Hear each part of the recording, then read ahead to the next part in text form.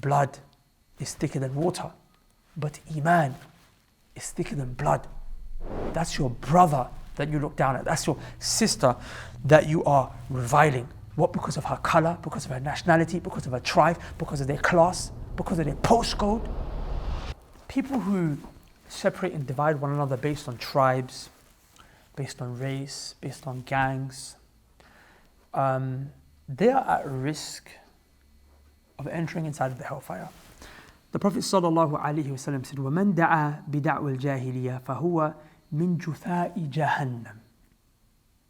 The Prophet ﷺ said, anyone who calls people based on da'wal jahiliyyah, for their gang, for their race, for their nationality, for their culture, for their tribe, فَهُوَ مِنْ جُثَاءِ جَهَنَّمٍ.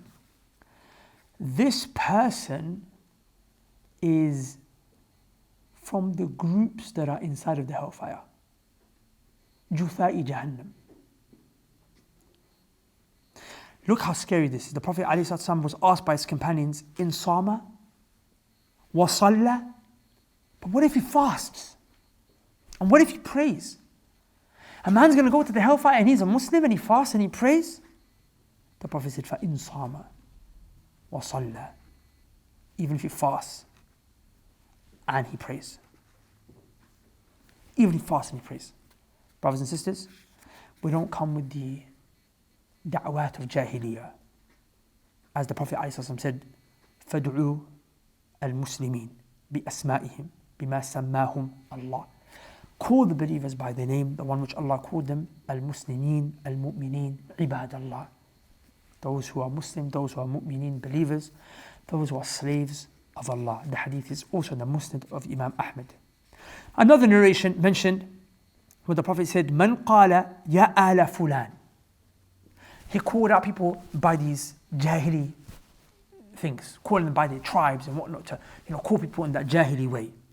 فَإِنَّمَا يَدْعُو إِلَى جُثَاءِ جَهَنَّمٍ. Anyone who calls people by these ignorant titles and names, by their tribes, by their nation, by their race, by their gang or whatever have you, then فَإِنَّمَا يَدْعُو. What he's calling you to is what? He's not calling you to his tribe. He's not calling you to his nationality. Rather, really what he's calling you to is Jutha'i Jahannam. He's calling you to the groups that are within the hellfire. This is a person who just calls people to this asabiyat, this fanaticism based on these groups. What about the one who kills someone?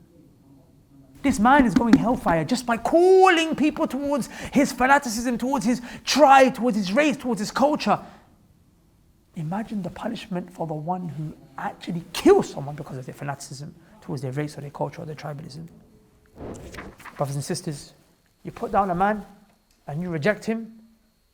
You reject him, he's a righteous man, but you reject him for marriage for no other reason, because of the color of his skin, because of the tribe where he's from, for your daughter.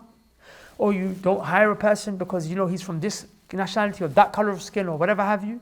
You don't let him be the imam in your masjid for that reason. You don't invite him as a khatib for that reason, because he's not from your tribe, from your people, from your lineage. You look down on him.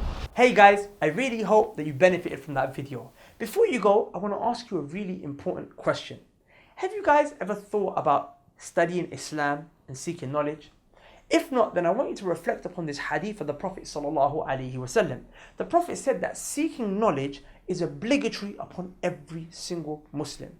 Of course, that doesn't mean you have to be a scholar, but you have to know the basics in order for you to be the best possible slave and worshipper of Allah that you can possibly be. So we decided to provide a solution for this.